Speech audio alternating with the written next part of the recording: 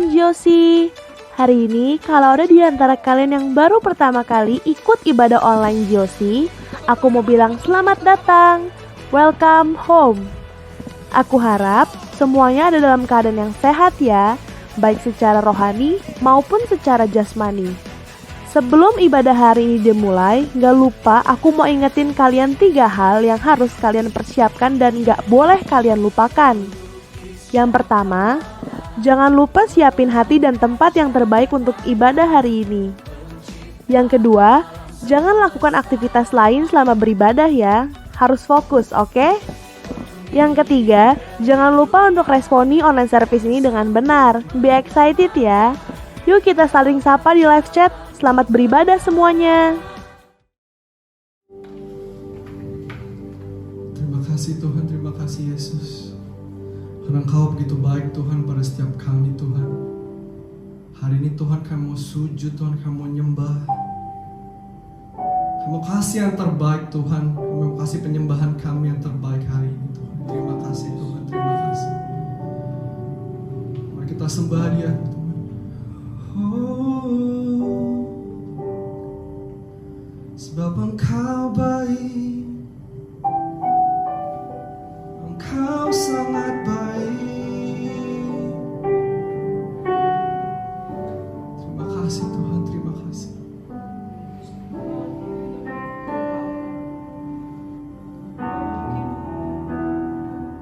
Mari sama-sama kita angkat satu pujian. Bila hati terasa berat, tak seorang pun mengerti bebanmu. Ku tanya Yesus, apa yang harus ku buat? Katakan Dia berfirman. Dia berfirman, mari datanglah. Dia selalu pedulikan aku. Ku datang Yesus. Dia pikul segala bebanku. Mari sama-sama katakan, sujud di altarnya. Ku bawa hidupku, ku terima anugerahnya. Dia ampuniku dan bebaskanku. Katakan Dia ubah, Dia ubah hidupku, baharui hatiku.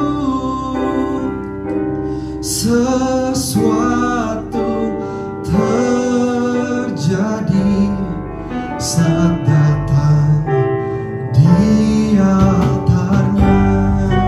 Mari kita lebih lagi angkat suara kita teman-teman.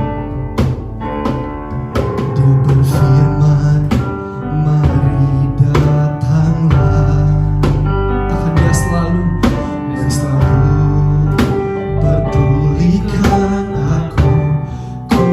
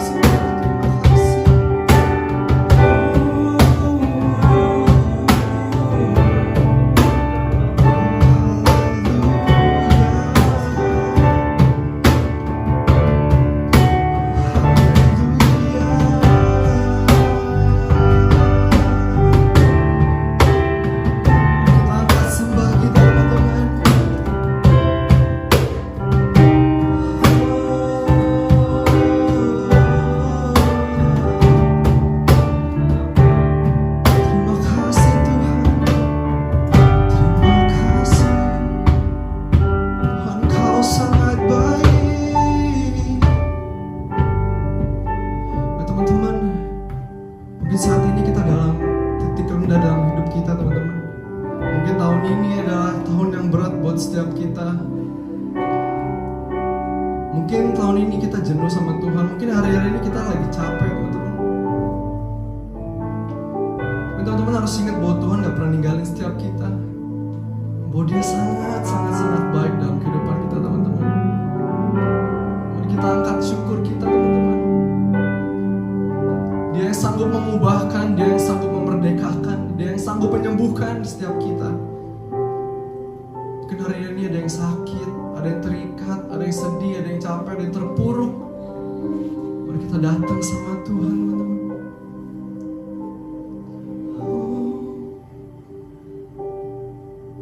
Kami mau datang ke hadirat-Mu Tuhan hari ini Tuhan. Kami mau bawa persembahan kami yang terbaik Tuhan hari ini Tuhan. Mari sama-sama kita katakan, sujud di altarnya, ku bawa hidupku. Kami mau terima, ku terima anugerahnya. Dia ampuniku dan bebaskanku, karena Engkau yang sanggup mengubah, ubah hidupku. Baharui hatiku.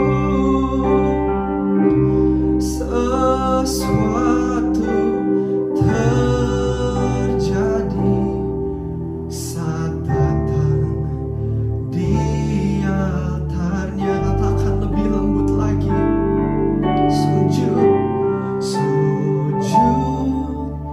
di altarnya. Mari bawa setiap hidup kita, mari bawa setiap beban kita.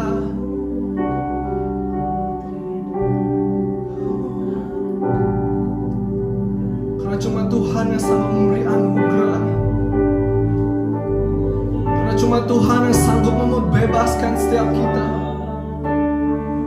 karena cuma Dia yang sanggup mengubahkan setiap kita, dan cuma Dia yang sanggup membaharui setiap kita teman-teman.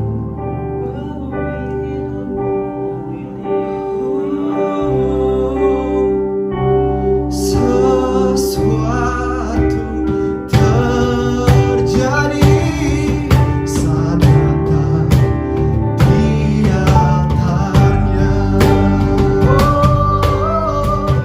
Sujud di altarnya, ku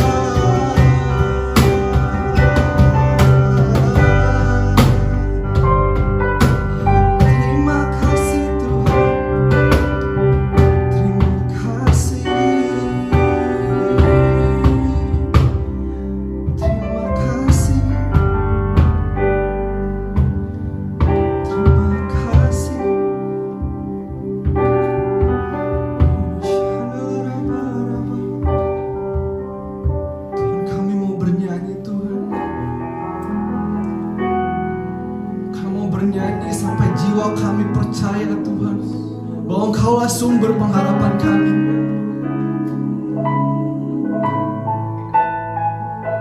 Kami mau berserah, karena kami percaya Tuhan, bahwa kami gak sendiri Tuhan. Haleluya. Haleluya. Ku kan bernyanyi sampai jiwaku percaya, sampai hatiku mendengar lagu pengharapan.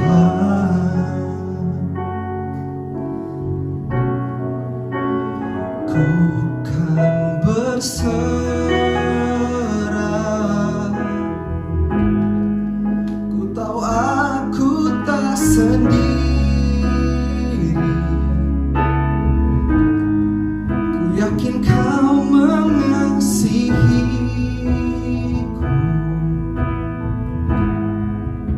bahkan di dalam api pun. Katakan sekali lagi. Ku kan bernyanyi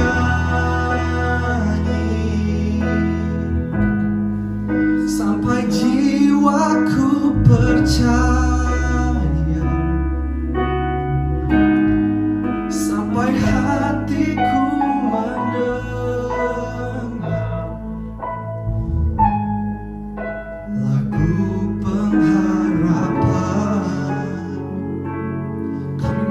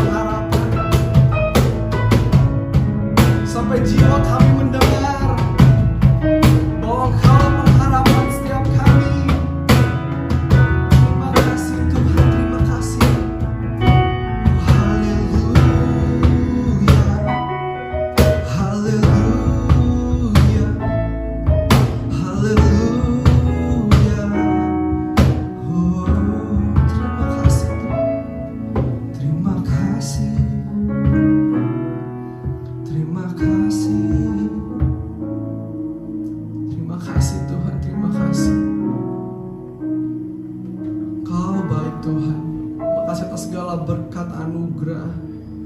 Kami nggak tahu Tuhan dengan apa kami balas setiap kebaikan-Mu Tuhan. Tapi kami memuji, kami mau sembah Engkau Tuhan. Terima kasih Tuhan, terima kasih Yesus. Kami berdoa Tuhan untuk bangsa kami, untuk negara kami Indonesia Tuhan. Berkati bangsa ini Tuhan. Kami percaya Tuhan bahwa Engkau menggenggam Indonesia Tuhan.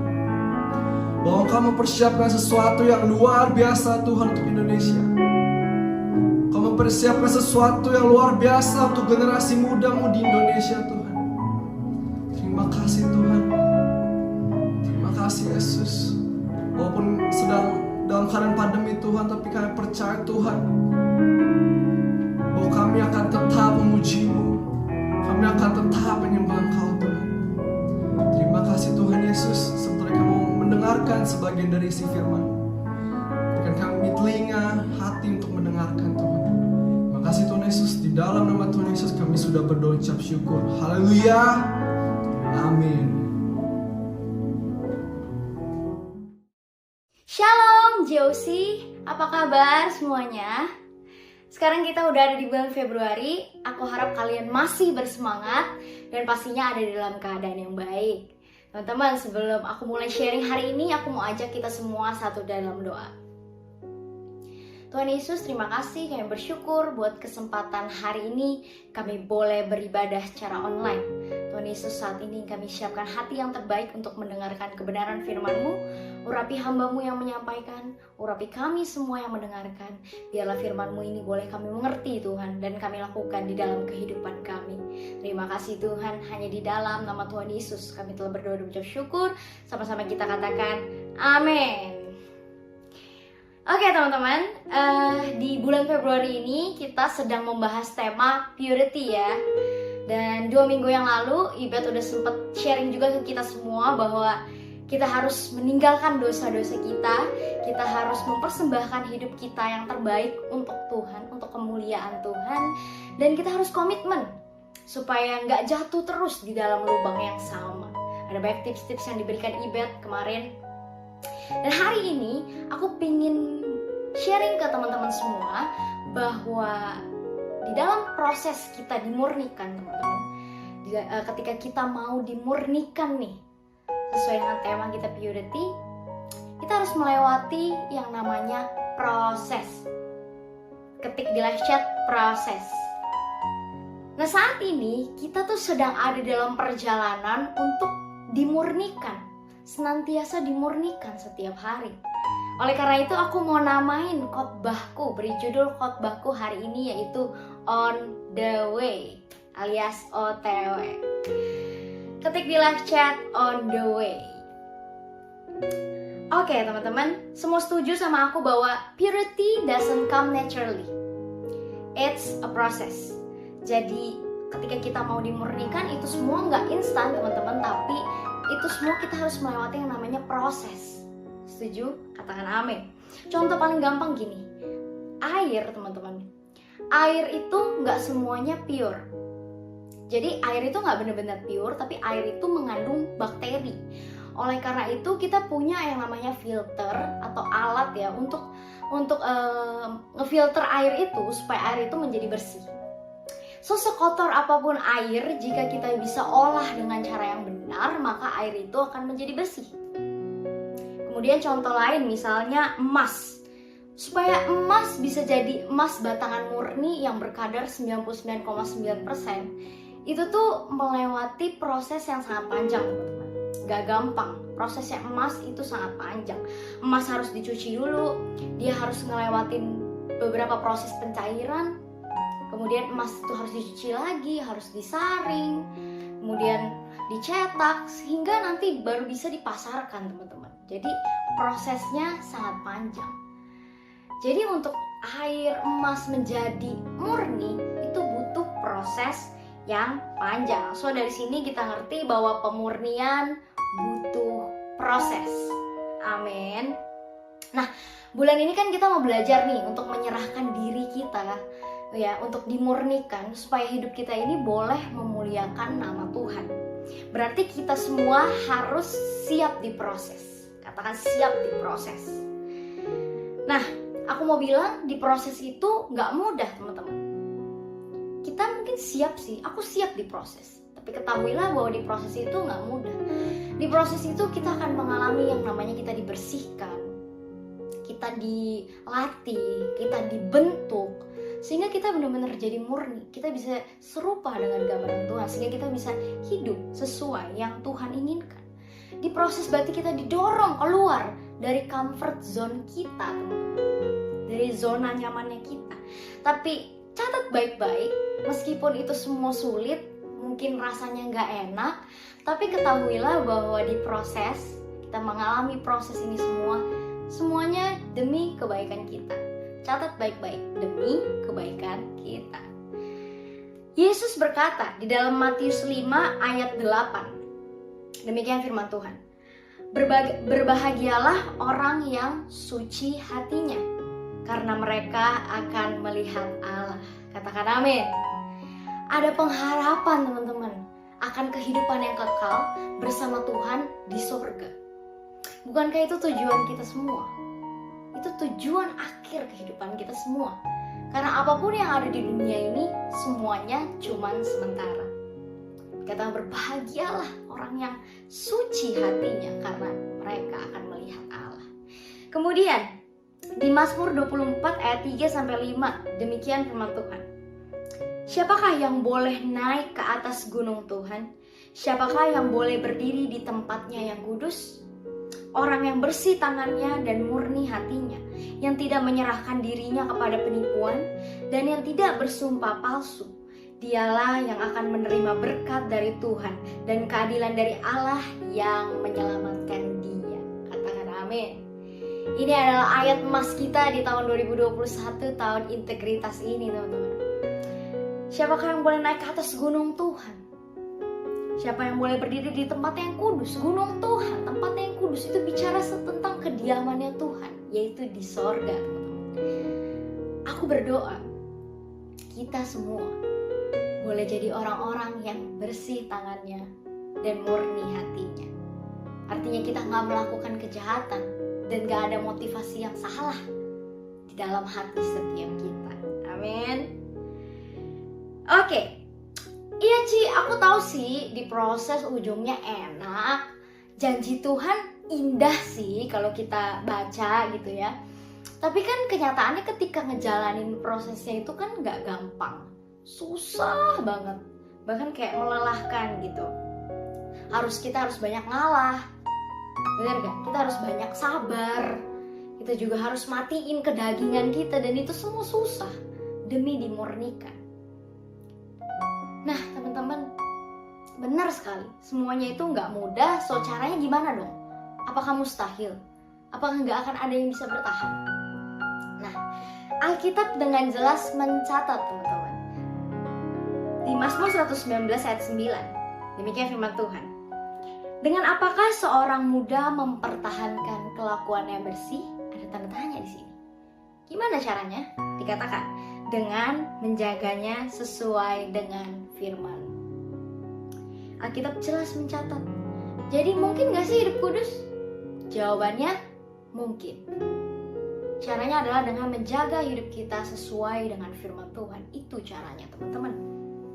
Setiap hari melewati proses apapun di dalam kehidupan ini, kita harus senantiasa jaga hati kita, jaga perbuatan kita, jaga hidup kita ini supaya sesuai dengan kebenaran firman Tuhan. Kita harus senantiasa berjalan bersama Tuhan.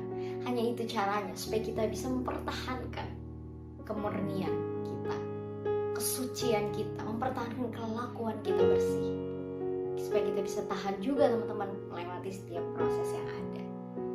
Dan hari ini tanpa berlama-lama lagi, aku pengen bagiin ya, share 3 hal yang perlu kita pegang dalam melewati proses pemurnian teman-teman. Yang pertama, ketahuilah bahwa proses takes time. Catat di live chat, proses takes time. Semuanya gak ada yang instan teman-teman. Proses itu adalah sebuah perjalanan. seperti yang tadi aku bilang, kita tuh lagi on the way nih teman-teman.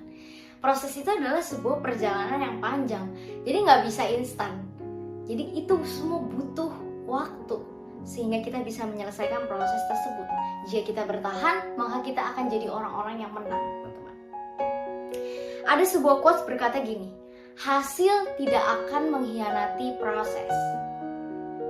Artinya gini, dari quotes ini kita bisa belajar bahwa meskipun proses itu panjang, meskipun proses itu melelahkan, takes time, tapi kita tahu bahwa semuanya akan worth it pada akhirnya.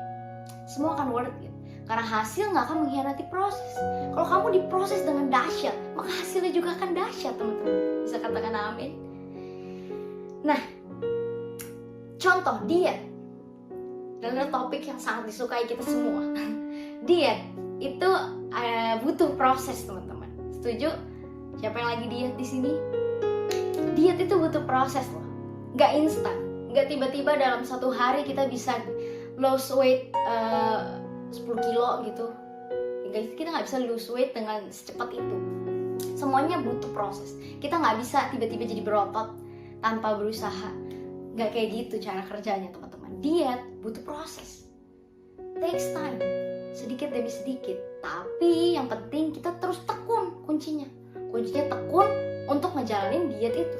Kalau misalnya tiap hari kita masih terus cheat day, nggak apa-apa deh, cheat day dulu hari ini, nah itu baru bikin kita nggak akan pernah sampai ke tujuan kita, teman-teman. Ngomong-ngomong soal diet, aku jadi teringat akan sesuatu nih, teman-teman, bahwa aku pengen cerita sedikit bahwa aku ini kan adalah orang yang nggak terlalu tinggi ya, teman-teman. Bahasanya nggak terlalu tinggi. Aku bukan termasuk orang yang tinggi, bisa dibilang pendek. Nah, aku ada satu saat di dalam hidupku, suatu ketika di mana aku tuh pengen banget jadi orang yang tinggi. Pengen banget jadi orang yang tinggi sehingga aku pengen lakukan sesuatu gitu supaya bisa tinggi. Karena kalau mau tinggi kan sebenarnya bagusnya ya harus jalanin proses dong. Prosesnya ya aku harus banyak olahraga gitu. Harus berenang mungkin, main skipping mungkin. Pokoknya harus banyak minum susu gitu. Ada proses yang harus aku lewatin sehingga lama-kelamaan aku bertumbuh semakin tinggi. Tapi saat itu di pikiranku cuma pengen yang cepet aja. Pengen yang cepet, aku juga gak terlalu suka olahraga, gak terlalu suka minum susu gitu. Sehingga akhirnya aku beli sebuah pil peninggi badan, teman-teman. Dengan harapan, karena baca testimoni orang-orang gitu ya, testimoninya bahwa dengan makan pil ini berapa biji doang, tinggi badannya langsung naik secara drastis. Dan itu bikin aku kemakan banget nih sama iklan-iklan. Aku beli, aku minum, aku konsumsi. Aku lupa berapa lama dan berapa banyak pil yang aku minum itu. Tapi singkat cerita, setelah minum banyak pil, aku gak berubah jadi tinggi, teman-teman. Ya aku segini-segini aja. Aku gak berubah jadi orang yang tinggi, gak seperti testimoni yang aku lihat gitu. Dan pelajaran yang bisa kita ambil di sini adalah ya memang proses itu harus dijalani. Proses takes time. Kita nggak bisa instan dapetin semuanya, teman-teman.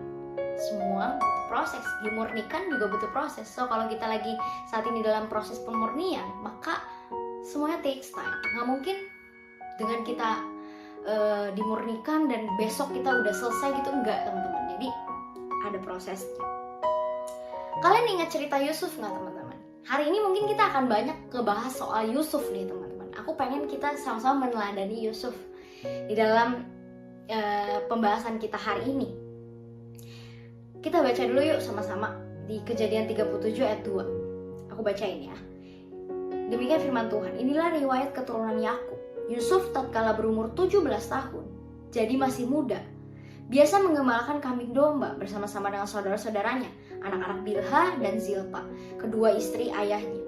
Dan Yusuf menyampaikan kepada ayahnya kabar tentang kejahatan saudara-saudaranya. Ini Yusuf ketika muda. Ini adalah awal dari Yusuf diceritakan dalam Alkitab.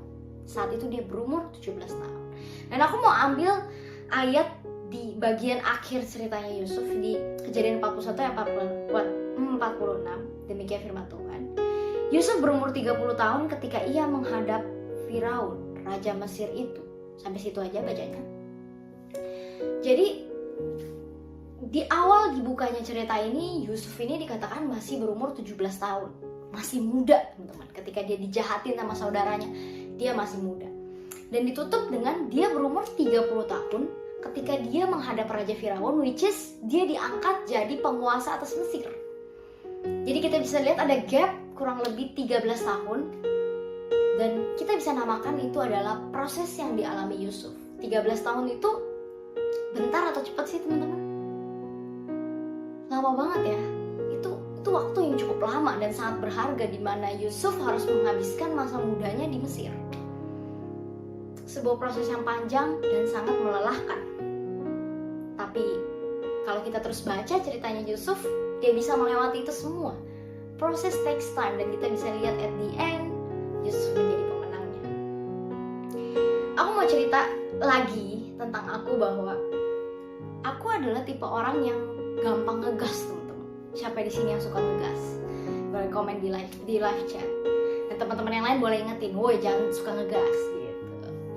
Aku adalah tipe orang yang suka ngegas. Jadi aku harus kontrol diri aku supaya aku tuh nggak emosian, supaya aku tuh nggak menanggapi sebuah perkara secara berlebihan.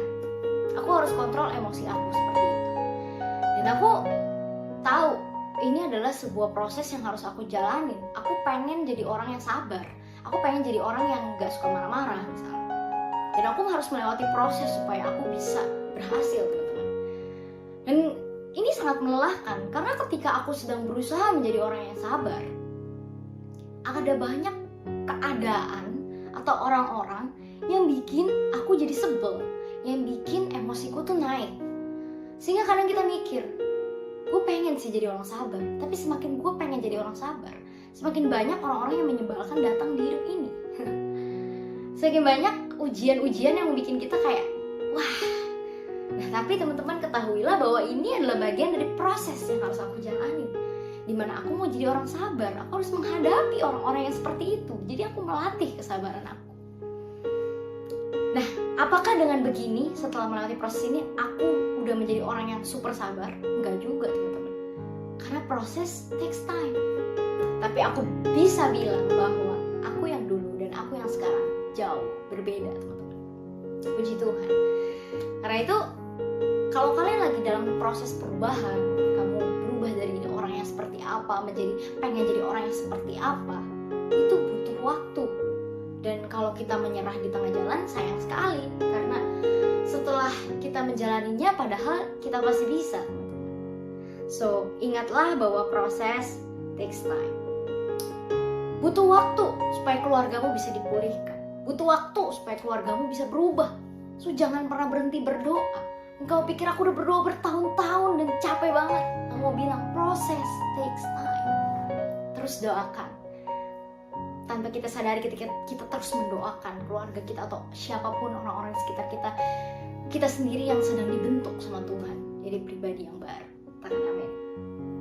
Yang kedua teman-teman, yang perlu kita pegang saat kita menghadapi proses adalah don't get stuck in your process. Don't get stuck in your process. Apa sih stuck itu? Jangan stuck dikatakan. Stuck ini adalah kondisi di mana kita tidak bergerak. Kondisi di mana kita nggak nyerah sih, tapi kita juga nggak bertumbuh sama sekali. Kita stuck aja. Kita terlalu nyaman di dalam comfort zone kita, di dalam zona nyaman kita. Dan ketika menghadapi proses kita jadi ciut, kita stuck teman-teman. Nah ini yang juga nggak boleh kita lakukan ketika kita dalam proses pemurnian. Aku mau bilang teruslah belajar teman-teman. Kalau hari ini kamu nggak bisa, belum tentu besok kamu nggak bisa. Teruslah belajar, karena Tuhan sedang mempersiapkan kita untuk kita jadi pribadi yang lebih baik. Amin. Hindari bilang kayak gini. Hindari bilang, aku nggak bisa. Aku nggak akan pernah bisa. Aku orangnya emang kayak gini. Atau nanti deh, nanti aja. Tunggu aku udah bisa.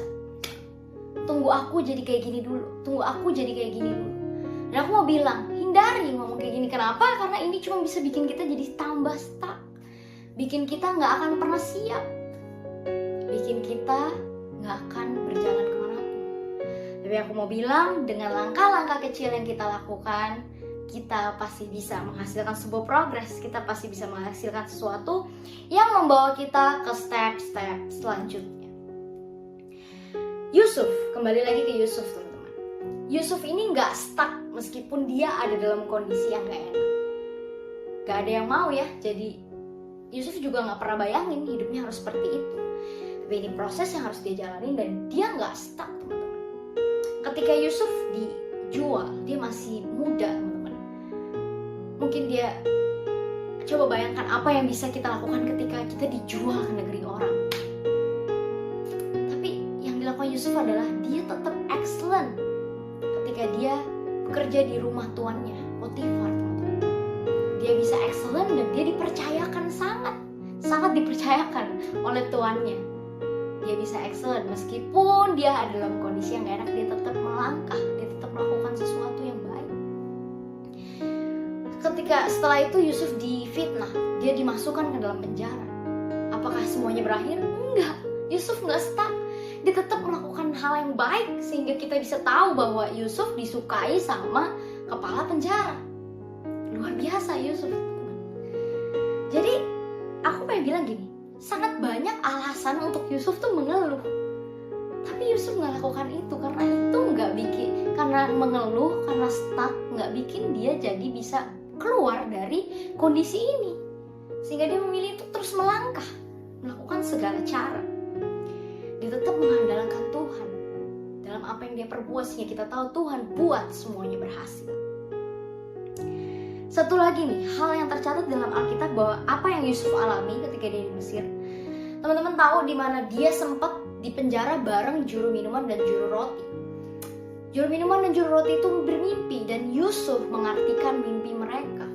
Mimpi mereka menjadi setelah diartikan artinya itu beneran jadi kenyataan gitu teman-teman. Artinya itu benar. Di mana juru roti itu dihukum mati dan juru minuman itu dikembalikan ke dalam posisinya. Ketika Yusuf mengartikan mimpi ini, Yusuf ngomong nih ke juru minuman.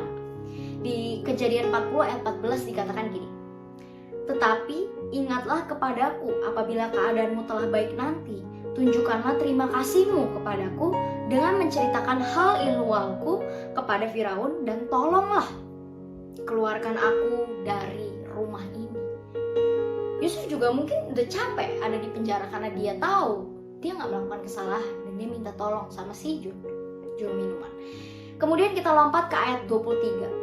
Dikatakan gini, "Tetapi Yusuf tidaklah diingat oleh kepala juru minuman itu, melainkan dilupakannya." Sedih ya teman-teman, ketika dia udah ngebantu nih ngerti mimpi si juru minuman, ternyata dia dilupakan. Secara kita berpikir capek ya, udah rasanya itu satu-satunya kesempatan supaya Yusuf ini bisa keluar dari masalah ini, tapi dia malah dilupakan. Rasanya capek dan mungkin kalau jadi Yusuf, males lah, udah gak mau lagi. Mungkin dia bisa stuck atau bahkan dia bisa menyerah. Tapi enggak, Yusuf tetap jalanin prosesnya. Hingga suatu ketika Firaun yang bermimpi dan dia memanggil Yusuf. Di Kejadian 41 ayat 15 dikatakan gini, "Berkatalah Firaun kepada Yusuf, aku telah bermimpi dan seorang pun tidak ada yang dapat mengartikannya. Tetapi telah kudengar tentang engkau. Hanya dengan mendengar mimpi saja engkau dapat mengartikannya." Yusuf menyaut Firaun, "Bukan sekali-sekali aku, melainkan Allah juga yang akan memberitakan kesejahteraan kepada tuanku Firaun." Luar biasa teman-teman. Ketika akhirnya juru minuman itu akhirnya mengingat juga si Yusuf, dikasih tahu nih ke Firaun. Dan ketika Firaun menanyakan hal itu, Yusuf langsung menceritakan bahwa bukan aku tapi Allah yang akan istilah gini, yang akan bantu dia untuk mengartikan mimpi tersebut. Nah teman-teman, mungkin kita kadang trauma sama masa lalu kita, trauma sama kejadian-kejadian yang bikin kita kayak, udahlah, aku udah tahu pasti ini akan terjadi. Aku udah tahu lah kalau aku kayak gini pasti kayak gini. Nah teman-teman, Yusuf meskipun sempat dilupakan ketika dia harus mengartikan mimpi, dia tetap menerima permintaan Firaun untuk mengartikan mimpi tersebut. Dia tetap melakukan apa yang dia bisa lakukan. So don't stuck teman-teman. Karena dengan ketika kita lihat Yusuf setelah mengartikan mimpi dari Firaun ini, Di ayat yang di pasal 41 ayat 38 berbunyi seperti ini. Lalu berkatalah Firaun kepada para pegawainya, mungkinkah kita mendapat orang seperti ini, seorang yang penuh dengan roh Allah? Firaun begitu terkejut dan akhirnya kalau teman-teman baca terus-terusnya, dia diangkat jadi penguasa atas Mesir. Kamu gak pernah tahu teman-teman sampai kapan proses ini akan berjalan. Kamu gak pernah tahu momen dimana kamu akan menang, momen dimana kamu akan dipromosikan, momen dimana kamu berhasil. So don't stop, terus saja terus melangkah teman-teman. Sesulit apapun keadaanmu, melangkahlah dan berjalanlah sama Tuhan teman-teman. Dan yang terakhir, yang ketiga yang harus kita pegang ketika kita menjalani proses adalah don't quit the process. Don't quit the process. Jangan berhenti, jangan stop, jangan menyerah dari proses yang kita lagi jalani. Kenapa? Karena dengan kita quit, segalanya gak akan jadi makin gampang, gak akan jadi mudah, atau gak akan jadi lebih cepat. Enggak, malah jadi akan nyusahin kita nantinya. So don't quit, jangan nyerah teman-teman. Teman-teman pernah gak sih kalau misalnya komputer atau laptop teman-teman lagi update, dia akan keluar tulisan bahwa dia akan kasih tahu bahwa komputernya lagi diupdate. Don't turn off the computer. Jangan dimatikan. Kenapa? Karena ketika komputer lagi diupdate, dia lagi diproses nih teman-teman, di-upgrade untuk jadi lebih baik. Kalau sampai kita matiin komputernya, maka itu akan menghancurkan proses update-nya. Dia bisa crash teman-teman. Nah, sama dengan hidup kita, ketika kita diproses, don't quit. Itu gak akan bikin semuanya jadi makin lebih baik. Don't quit, jangan menyerah. Contohnya sekolah, kuliah. Kalau sekolah, kuliah susah banget. Aku udah gak tahan lagi. Aku capek jalanin ini semua, susah ujiannya. Aku capek ketika semua orang boleh nyontek, tapi aku gak bisa nyontek. Karena aku mempertahankan integritasku. Aku capek. Dan aku mau bilang, jangan menyerah teman-teman. At the end of the day, itu semua akan berlalu juga kok. Kamu akan naik kelas juga, kamu akan lulus juga. Meskipun mungkin nilai kamu gak sebagus teman-teman kamu yang nyontek, it's okay. Ketahuilah bahwa ternyata kamu telah dibentuk untuk jadi orang yang jujur. Dan bukankah itu yang Tuhan inginkan di dalam hidup kita? Amin. So, jangan menyerah. Aku mau bilang jangan menyerah. Cause you are not alone, teman-teman. Ketahuilah Tuhan bersama kita melalui setiap proses apapun yang ada di dalam hidup kita. So, jangan pernah menyerah. He is with us. He is with us. Amin. Sebagai penutup ayat, masih di dalam kisahnya Yusuf, di Kejadian 45 ayat 1-3 berbunyi. Ketika itu Yusuf tidak dapat menahan hatinya lagi di depan semua orang yang berdiri dekatnya, lalu berserulah ia, suruhlah keluar semua orang dari sini. Maka tidak ada seorang pun yang tinggal di situ bersama-sama Yusuf ketika ia memperkenalkan dirinya kepada saudara-saudaranya. Setelah itu menangislah ia keras-keras sehingga kedengaran kepada orang Mesir dan kepada isi istana Firaun. Dan Yusuf berkata kepada saudara-saudaranya, akulah Yusuf, masih hidupkah Bapak? Tetapi saudara-saudaranya tidak dapat menjawabnya sebab mereka takut dan gemetar menghadapi dia. Teman-teman, at the end Yusuf udah gak tahan lagi, dia nangis. Aku baca ini rasanya tuh kayak pedih. Berulang kali di ayat-ayat sebelumnya dikatakan ketika dia lihat saudaranya dia sempat nangis, dia mengundurkan diri, dia ngumpet, dia nangis teman-teman. Betapa pedih mungkin hatinya Yusuf kalau dia ingat dia disakitin, dia dijual teman-teman, dia harus ngelewatin proses-proses yang gak enak di Mesir. Ketika dia gak melakukan sesuatu yang salah tapi dia disalahkan, teman-teman, pedih rasanya. Dan rasanya nangis saja itu udah gak bisa gambarin itu semua. Proses yang luar biasa. Dan dalam kondisi dia menjadi penguasa atas Mesir dan saudaranya saat ini sedang tidak berdaya, betapa Yusuf bisa aja membalas kejahatan saudara-saudaranya. Tapi kerennya dia gak melakukan itu semua. Kita lihat responnya Yusuf ketika dia lihat saudara-saudaranya ketakutan. Di pasal 45 ayat 4-5. Lalu kata Yusuf kepada saudara-saudaranya itu, marilah dekat-dekat. Maka mendekatlah mereka. Katanya lagi, Akulah Yusuf, saudaramu yang kamu jual ke Mesir. Tetapi sekarang janganlah bersusah hati dan janganlah menyesali diri karena kamu menjual aku ke sini. Sebab untuk memelihara kehidupanlah Allah menyuruh aku mendahului kamu. Wow, itu responnya Yusuf, dimana kita bisa melihat dengan lembut dia bisa berbicara kepada saudara-saudaranya. Dia bisa mengampuni saudara-saudaranya. Ternyata proses yang panjang ini membuat Yusuf dibentuk jadi pribadi yang luar biasa. Dia bisa melakukan ini semua. Dia bahkan bantu keluarganya yang sedang kelaparan. Proses ini membentuk Yusuf. So don't quit dari proses, teman-teman. Kalian bisa bayangin kalau Yusuf saat masih muda dia dijual, dan saat itu juga mungkin dia punya kesempatan pulang misalnya. Apa yang akan dia lakukan? Apakah dia bisa memaafkan saudaranya? Apakah dia bisa ngerti kalau itu semua ada tujuan Tuhan di baliknya? No. So don't quit. Yusuf berjuang sampai akhirnya sehingga ada di titik dimana dia mengerti, aku ngerti kenapa ini semua harus aku alami. Dan dia telah berubah jadi orang yang sangat bijaksana, orang yang sangat tetap mengasihi saudara-saudaranya, mengasihi keluarganya. Amin. So teman-teman, pesan aku untuk menutup ini semua, aku mau bilang jangan menyerah. Ingat kembali tujuan kenapa kamu berjuang. Kamu udah berjalan sejauh ini sama Tuhan, teman-teman. Jangan menyerah.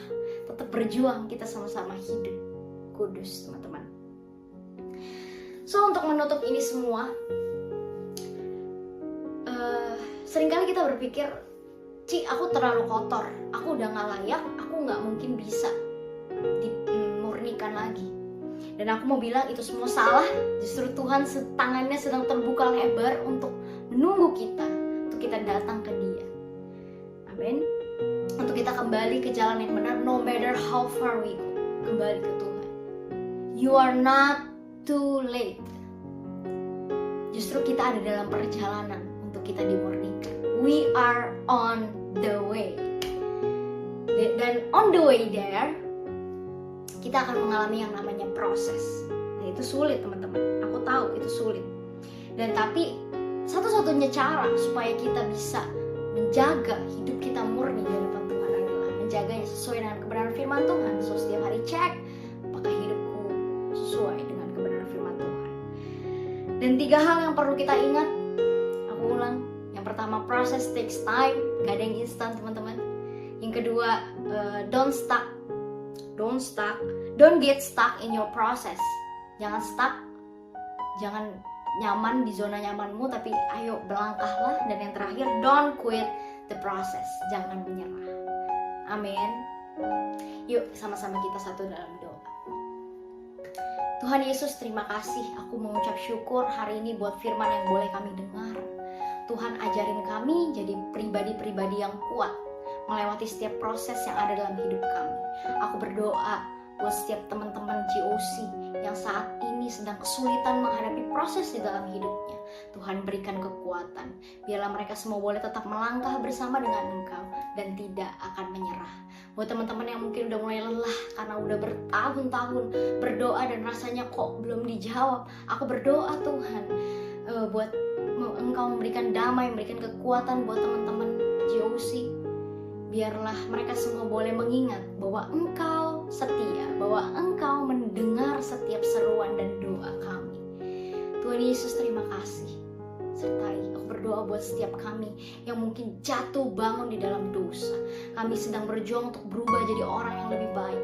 Sesuai, kami ingin jadi orang-orang yang menyenangkan hati Tuhan. Tapi sulit Tuhan, sulit banget. Banyak proses yang harus kami alami. Aku berdoa ya Tuhan, biar Engkau yang memberikan kekuatan. Sertai kami supaya kami boleh berubah. Supaya kami boleh kuat selama proses pemurnian ini. Dan at the end, kami rindu ya Tuhan untuk hidup kami boleh dimurnikan. Kami rindu untuk hidup kudus dan memuliakan nama-Mu. Tuhan, bakar kami dengan api yang baru. Biar kami boleh merasakan kasih yang mula-mula. Biarlah kami boleh terus dekat dengan Engkau ya Tuhan, melewati segalanya dalam hidup kami. Berkati segala pekerjaan kami, studi kami Tuhan. Biar apa yang kami kerjakan Kau buat berhasil dan beruntung. Dan kami senantiasa boleh jadi berkat buat orang-orang sekitar kami. Terima kasih Tuhan. Hanya di dalam nama Tuhan Yesus kami telah berdoa dan bersyukur. Sama-sama kita katakan, amin. Yuk sama-sama angkat kedua tangan kita dan siapkan hati kita untuk menerima berkat. Terimalah berkat dari Tuhan. Tuhan memberkati kita dengan kasih dan anugerahnya yang sempurna. Tuhan melindungi kita dan memberikan kita damai sejahtera. Tuhan memampukan kita untuk melewati segala proses di dalam kehidupan kita. Memampukan kita untuk hidup kudus dan hidup menyenangkan dan memuliakan hatinya. Terimalah berkat dari sorga melalui putranya yang tunggal Tuhan Yesus Kristus dan persekutuan yang manis dengan Allah Roh Kudus menyertai kita mulai hari ini sampai selama-lamanya. Percaya dan sudah terima berkat, sama-sama kita katakan amin. Happy Sunday and God bless you all. Wow, siapa yang merasa terberkati hari ini? Kalau aku sih sangat terberkati hari ini. Sebelum ibadah hari ini berakhir, simak dulu yuk beberapa pengumuman berikut ini. Yang pertama, minggu depan seperti biasa akan ada GOC Online Service jam 10.15 di YouTube GOC Teens. Yang kedua, buat kalian yang belum tertanam dalam Cool, ayo langsung hubungi nomor yang tertera di layar sekarang. Hari-hari kayak gini penting banget loh buat kita saling terhubung. Yang ketiga, bagi teman-teman yang ingin memberkati pekerjaan Tuhan, silahkan scan QR Code yang tertera di layar ya. Demikian pengumuman hari ini. Meskipun kita masih harus membatasi kegiatan kita dan lebih banyak stay at home, aku berdoa biar kalian dipenuhi damai sejahtera dan sukacita yang dari Tuhan ya. Happy Sunday GOC, God bless you.